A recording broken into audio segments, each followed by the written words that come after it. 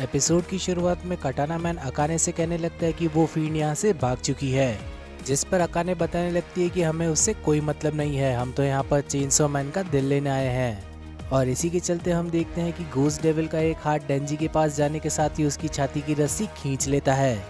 और डेंजी अब chainsaw man के अंदर ट्रांसफॉर्म होने के साथ ही उठ खड़ा होता है। कटाना मैन उसे देखने के साथ ही कहने लगता है कि मैं इसके दिल के 2 टुकड़े कर दूंगा, लेकिन उसकी ये बात सुनने के साथ ही अकाने उससे कहने लगती है कि उसके दिल को कुछ नहीं होना चाहिए। चेनसॉ मैन अब इन दोनों को देखने के साथ ही कहने लगता है कि तो तुम दोनों ही बुरे लोग हो और मुझे बुरे लोग काफी ज्यादा पसंद है, क्योंकि मुझे उन्हें मारने के अंदर जरा भी झिझक महसूस नहीं होती।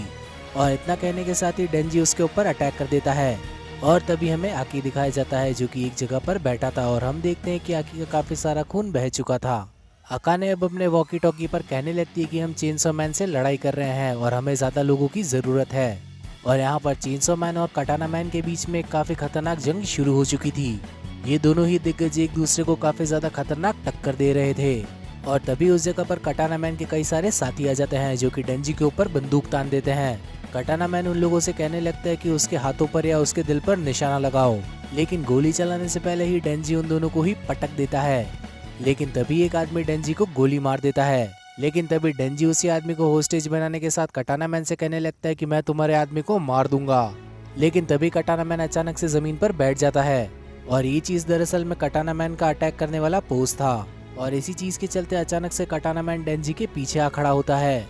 और डेंजी इससे पहले कि कुछ समझ पाता कटाना मैन उन दोनों को ही चीर देता है। कटाना मैन अब डेंजी की बॉडी को उठाने के साथ ही कहने लगता है कि हमें यहाँ से जल्द निकलने की तैयारी करनी चाहिए, तो गाड़ी निकालो। अब तक तो डेंजी के सभी साथी भी मर ही चुके होंगे, क्योंकि आखिर है तो वो इंसान ही और चाहे कुछ भी हो जाए गोली लगने पर एक इंसान मारा ही जाता है। और इतना कहने के साथ ही कटाना मैन वापस अपने इंसानी रूप में आ जाता है और इसी चीज के चलते हम लोग देखते हैं कि शहर के कई सारे डेविल हंटर्स को मार दिया गया था। उस दिन जो लोग भी उस पार्टी के अंदर आए थे उसके अंदर से सभी लोग मर चुके हैं और हमें वही गुंडे दिखाए जाते हैं जो कि ट्रेन के अंदर घूम रहे थे। वो सभी लोग बात कर रहे थे कि क्योटो स्टेशन काफी जल्दी आने वाला है, तो हम लोग जल्दी से जल्दी वहाँ पर उतर जाएंगे। और तभी एक गुंडा पीछे मुड़कर देखता है तो उसे मालूम चलता है कि उसके पीछे माकीमा खड़ी हुई थी। और तभी हम देखते हैं कि तेंदो और युतारो माकीमा को स्टेशन पर लेने के लिए आए थे और तभी इस जगह का एक डेविल हंटर इनको आने के साथ ही एक न्यूज देता है। वो कहने लगता है कि डिवीजन 4 के कई सारे लोगों को मार दिया गया है, जिस सबसे इन लोगों को लगने लगता है कि माकीमा भी अब तक मारी जा चुकी होगी। और तभी इन लोगों के पीछे टोक्यो से आती हुई ट्रेन रुक जाती है और सभी लोग ट्रेन के अंदर से हड़बड़ी मचाते हुए बाहर भाग रहे थे और अचानक से ट्रेन के बाहर माकीमा आती है जो कि इन लोगों को बताने लगती है कि ट्रेन के अंदर काफी ज्यादा गोलीबारी हुई थी और सभी की सभी लाशें भी ट्रेन के अंदर ही पड़ी हुई है। और तभी इन लोगों की नजर माकीमा के कपड़ों पर जाती है जो कि खून से सने हुए थे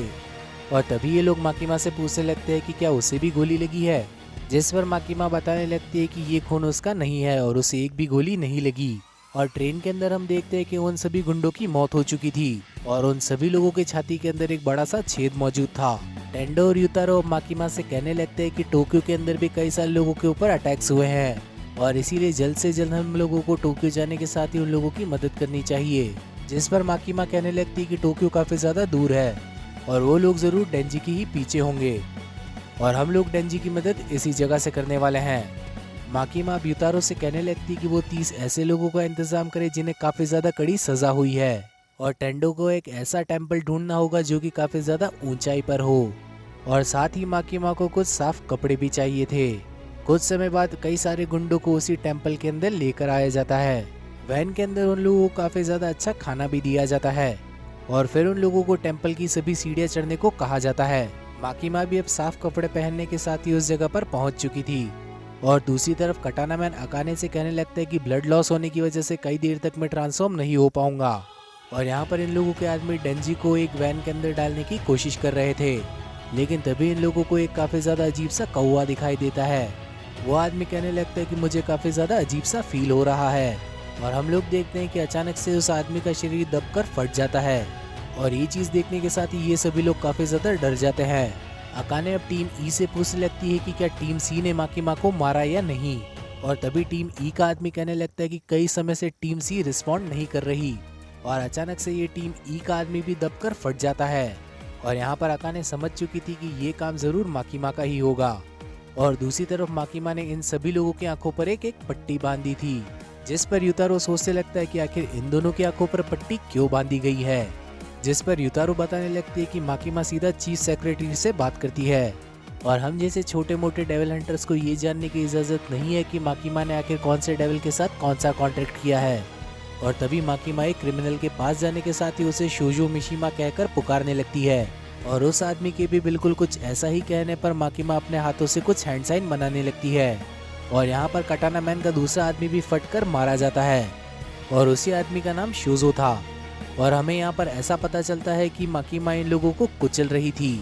और ऐसे ही एक एक कर माकीमा कटाना मैन के सभी गुंडों को मार डालती है। लेकिन हम लोग देखते हैं कि माकीमा के सामने बैठे हुए उन गुंडों की भी मौत हो चुकी थी। माकीमा ने शायद ऐसे डेविल के साथ कॉन्ट्रैक्ट किया होगा जिसके बदले वो उनकी बलि दे रही है। माकीमा तेंदो और युतारो से अपनी आंखों की पट्टी हटाने को कहने लगती है और वो बताती है कि उसने वो सब कुछ कर दिया है जो कि वो कर सकती थी और अब फाइनली इन लोगों को टोक्यो जाना चाहिए। अकाने अब कटाना मैन से कहने लगती है कि इतनी खतरनाक पावर जरूर माकीमा की ही होगी। कटाना मैन कहने लगता है कि हम लोगों को डेंजी को लेकर यहाँ से फटाफट भाग जाना चाहिए और तभी इन दोनों की नजर दूर खड़े हुए एक शख्स पर जाती है और ये इंसान और कोई नहीं बल्कि खुद कोबेनी थी। कोबेनी ने अपने एक हाथ में चाकू और दूसरे के अंदर एक रेडियो पकड़ रखा था और उसी रेडियो से इन लोगों की लोकेशन का उसे पता लगा था, जिस सब के चलते हमें कुछ देर पहले का सीन दिखाया जाता है। दरअसल में हिरोकाज़ु और कोबेनी को मारने के लिए उस बूढ़ी औरत को भेजा गया था। उस बूढ़ी औरत ने सबसे पहले हिरोकाज़ु को गोली मारी और जब वो जमीन पर गिर रहा था तो दूसरी गोली भी आकर उसी के भेजे के अंदर लग गई और सिर्फ इसी चीज के चलते कोबेनी जिंदा बच गई और तब कोबेनी ने उस बूढ़ी औरत को मार दिया था। कोबेनी को अब अपने दोस्त की मौत पर काफी ज्यादा गुस्सा आ रहा था और अकाने यहाँ पर अपने नाखून को कुर्बान करते हुए स्नेक डेविल की पूंछ को यहाँ पर बुला लेती है। लेकिन तभी कोबेनी फुर्ती दिखाते हुए स्नेक डेविल के ऊपर ही भागने लगती है। कटाना मैन भी अब कोबेनी के ऊपर गोलियां चलाने लगता है, लेकिन तभी कोबेनी उसका हाथ ही काट देती है और कटाना मैन की बंदूक लेने के साथ ही वो उसे शूट करने लगती है। अकाने भी अब कोबेनी की तरफ गोलियां चलाने लगती है, लेकिन तभी कोबेनी डेंजी की बॉडी को एज ए शील्ड यूज करने लगती है और अचानक से अकाने कटाना मैन को वैन में डालने के साथ ही वहां से भाग जाती है और इसी चीज के चलते इन लोगों का डेंजी को किडनैप करने का प्लान फेल हो चुका था। कोबेनी अब डेंजी से माफी मांगने लगती है क्योंकि उसने उसे मारने की कोशिश करी थी और इसी के चलते वो एक ही पल के अंदर हंसने और रोने दोनों लगती है। कोबेनी अब यही सोच रही थी कि कैसे उसने उस बूढ़ी औरत को मार डाला और आखिर कैसे हिरोकाज़ु उसे बचाने की कोशिश कर रहा था। कोबेनी को अब लगने लगा था कि धीरे धीरे अब वो पागल होती जा रही है और इसी चीज के चलते वो फैसला करती है कि वो इस नौकरी को छोड़ देगी और शाम होने पर वो ये हिमेनो को बताने का फैसला कर लेती है। और यहाँ पर माकीमा भी टेंडो और बाकी के साथियों के साथ लौट आती है और माटो नाम का एक हंटर उसे वहाँ पर स्टेशन पर लेने के लिए आता है। माकीमा काफी ज्यादा खुश थी कि एक डेविल हंटर बच गया था और तभी माकीमा उससे पूछने लगती है कि आखिर उसके कितने सारे साथी जिंदा बचे हैं। वो बताने लगता है कि स्पेशल डिवीजन 1, 2, 3 और 4 चारों पर ही अटैक हुए थे और उन सभी के अंदर से सिर्फ वही लोग बच पाए हैं जो कि पूरी तरह से इंसान नहीं है। और इसी चीज पर माकीमा बताने लगती है कि ये जरूर गन डेविल का ही काम होगा। वो हंटर बताने लगता है कि अब ज्यादातर हंटर्स नहीं बचे हैं और इसी वजह से बचे कुछ लोगों की अब एक नई टीम बनाई गई है और इस नई टीम को माकीमा लीड करेगी और इसका नाम होगा डिवीजन 4। वो डेविल हंटर अब माकीमा को अपना इस्तीफा दे देता है क्योंकि अब ये जॉब और भी ज्यादा खतरनाक होती जा रही थी और इसके चलते माकीमा वहाँ से जाने लगती है। माटो को माकीमा से पूछने लगता है कि क्या आपको इस अटैक का अंदाजा था,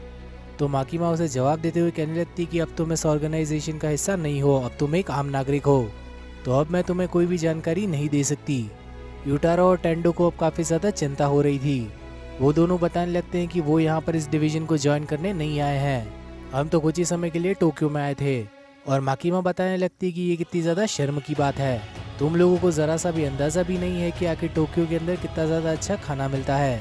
और इसी सब के चलते ये एपिसोड भी यहीं पर खत्म हो जाता है। तो इस वीडियो को लाइक करने के साथ ही चैनल को भी सब्सक्राइब कर लेना और आखिर में नोटिफिकेशन बेल ऑन करना मत भूलना ताकि फ्यूचर में आने वाली वीडियोस की नोटिफिकेशन आप लोगों से मिस ना हो। तो अब मिलते हैं किसी और वीडियो के अंदर, तब तक